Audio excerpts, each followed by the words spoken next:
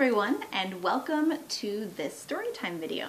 My name is Kendra, and today I'm going to talk to you about two parts of one-year-old story time that I think are completely essential. So these are kind of my two secrets to success.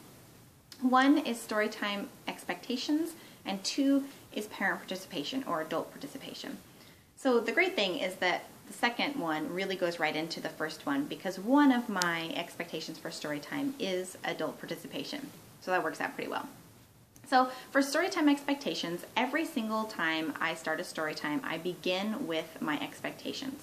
And I don't say every single one of my expectations that I might have for story time every single time, because that would take a really long time. And one-year-olds really don't have that attention span. They want to get right to the bubbles. And that's completely okay. So I usually focus on 1 to 2 things that I happen to think are really important, or maybe they're things that we've had issues with the last week or a couple weeks before, and I want to make sure that I bring up.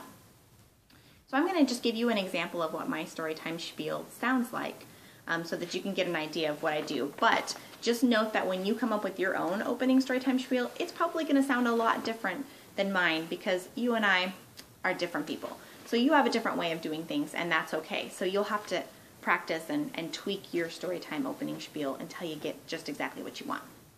Okay, so mine goes like this. Hello everyone, and welcome to Storytime. My name is Miss Kendra, and before we get started with all the fun Storytime stuff, I have just a couple of little guidelines I like to go over, a couple of housekeeping things.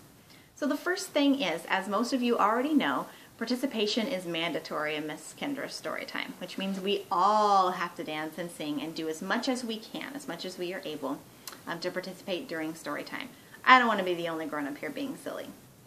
So grown-ups, we do that because we want to make sure that all of the kids in the room understand how important storytime is, and we also want them to know what they're supposed to be doing. They're going to be looking to all of us grown-ups to see what they're supposed to do. It might not even be your child looking at you.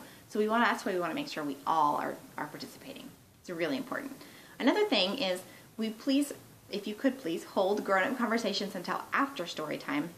That way we can really focus in on those kids all during story time. And then the last thing is, all the area behind me is what I call the no-fly zone.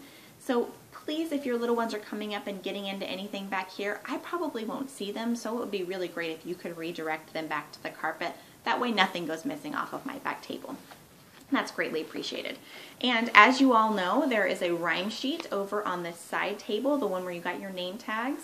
You can please, pick this up before you leave today. It's got all the rhymes that we're going to do in the next few weeks. It also has all the storytime guidelines here, so you can check that out as well.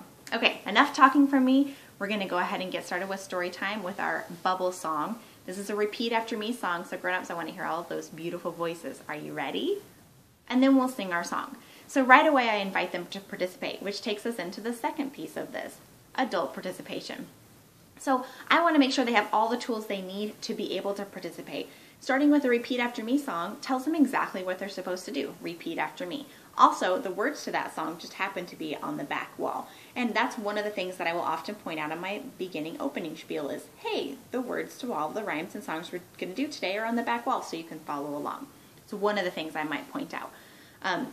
Also, with adult participation, you want to make sure that if you can, give every adult in the room a shaker or a scarf or whatever you're handing out. Make sure they have one too when you do those activities. That way they can participate. Give them something to do.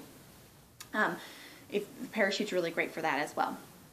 If you can't give them something, then ask them to pretend that they've got a shaker. Grown-ups can use that imagination, so that's a great way to get them involved as well.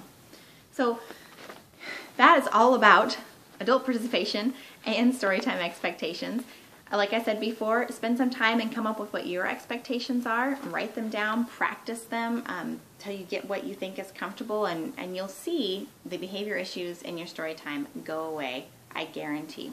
If you have any questions or you want to find more about my one-year-old story times, you can at the blog below.